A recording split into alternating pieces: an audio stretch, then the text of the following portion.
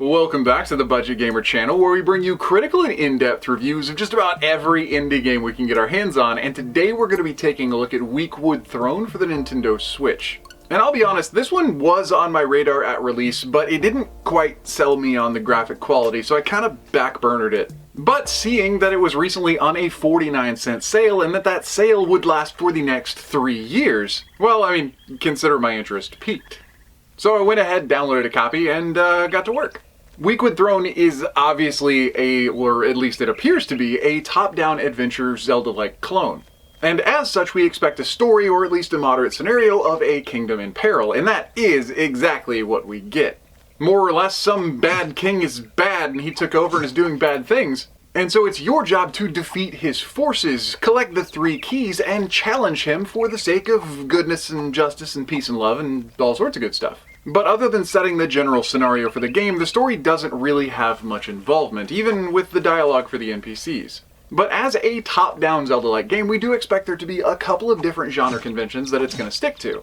But despite being top-down and having real-time-ish combat, there's a couple of ways that WeakWood Throne actually kind of distances itself from the general genre. And first and foremost of which is the fact that all of the explorable map is open to you from the very beginning. There are no special abilities or special pieces of equipment to gain in order to access anywhere in the map, and you can even walk through the water as far as the world will let you. And this does mean that even if you haven't developed your character at all, you can wander into a late game enemy and take them on and possibly even win, depending on how good you are with the real-time combat. Though with no upgrades and no stat buffs, it's probably going to take you a while. And that does bring us to another way that WeakWood Throne separates itself from the genre, and that is in the RPG element. Of course, you'll have a big map to explore, you'll have enemies to fight, but we're not tracking down heart pieces as much as fodder to fuel your growth. As enemies in WeakWood Throne don't respawn even after you leave an area, you'll want to hunt down every single mob you can find to cash in on as much EXP as possible. Because despite the ability to have some slight character customization in the allocation of skill points into certain areas, stronger weapons will also have higher level cutoffs, and that does go for armor as well. But the next thing is that there aren't puzzles to solve, as you might expect there to be pretty much in any top-down adventure. There are no toggle switches to press, there are no blocks to push around a map, and there are no flaming arrows to light at thorn vines to discover some hidden mural. But despite not having any puzzles, WeakWood Throne does offer a plethora of quests. And whether these quests are as menial as finding some tomatoes for an NPC's stew, or as integral to the story as taking down one of the game's 3 bosses, you will need to complete every single quest available in the entire game to be able to challenge the final boss. And yeah, that is something we will be talking about in the critiques. But moving back into the character development aspect of the game, every level up that you get allots you 2 skill points that you can put into anything from your strength to your HP, or even your magical knowledge or dexterity. But as WeakWood Throne really offers it offers minimal player guidance, you will want to be aware that those skill points really only pertain to the exact weapon you intend to be using. So if you already know your playstyle, it's probably going to be much more advantageous to dump all the skill points into one specific area, instead of trying to level them out and build a more well-rounded character. And that as well is something we'll probably be talking about right after the presentation in the critiques section. Looking at the presentation for WeakWood Throne, I already mentioned that it's not exactly something that drew me in with its high quality of visuals. And as I really got into the game, that stayed true. There is a lot of repetition in the visuals, whether that's for the actual environments themselves or the characters that you have to fight. And I just kind of got the sense that a lot of the avatars and sprites and icons were something that were probably provided for free in some sort of RPG Maker program.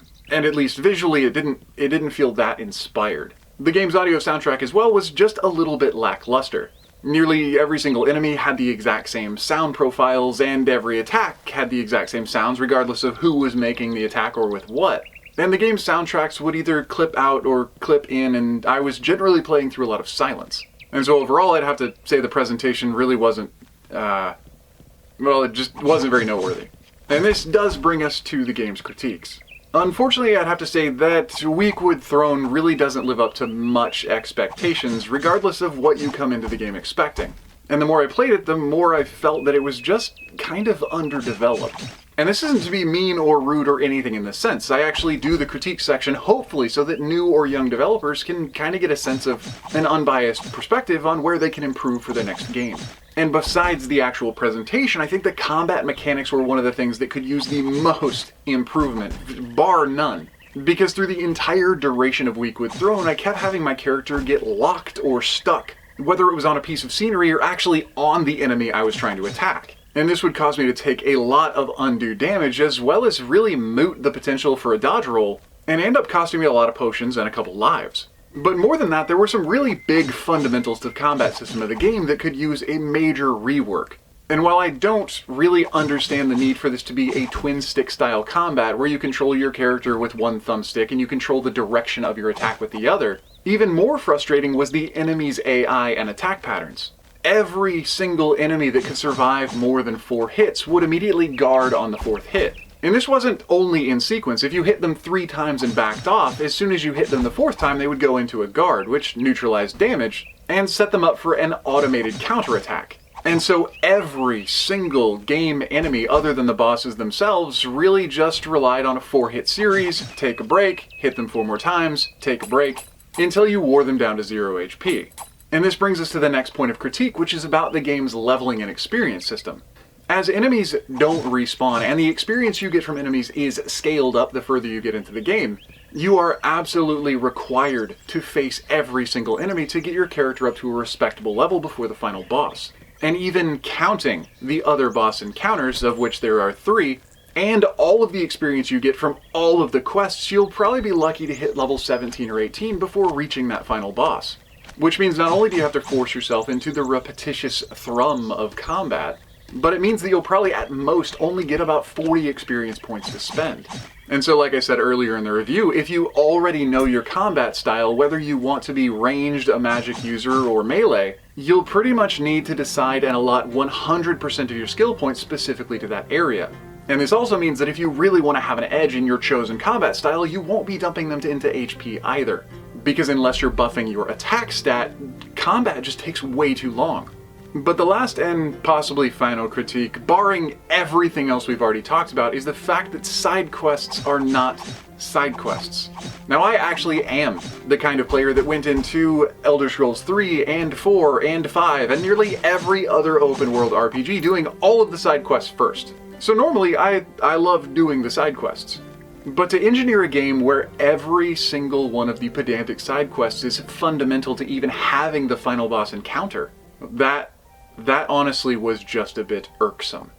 And while I don't mind side quests, and honestly I really do understand the need for backtracking, as enemies don't respawn, meaning there are no additional encounters should you have to find your way all the way back to the first area of the map, there is no advantage to the player, and all it really does is artificially increase game length. But taking a step back, pushing away from the table, and looking at WeakWood Throne as an entire player experience, I'd have to say as a 49-cent game, at least it is reasonably priced for probably the 2.5 hours you might be putting into it.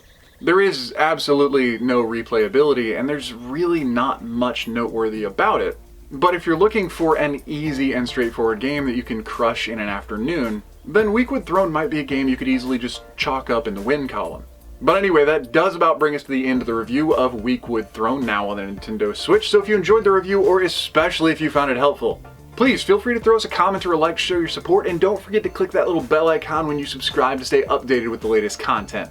Because we are slinging 2 reviews a week, and whether it's an easy hard pass or an absolutely unforgettable gem, chances are, if it's on the Switch, you're going to find out about it right here. But anyway, this has been The Budget Gamer, so as always, thanks for watching.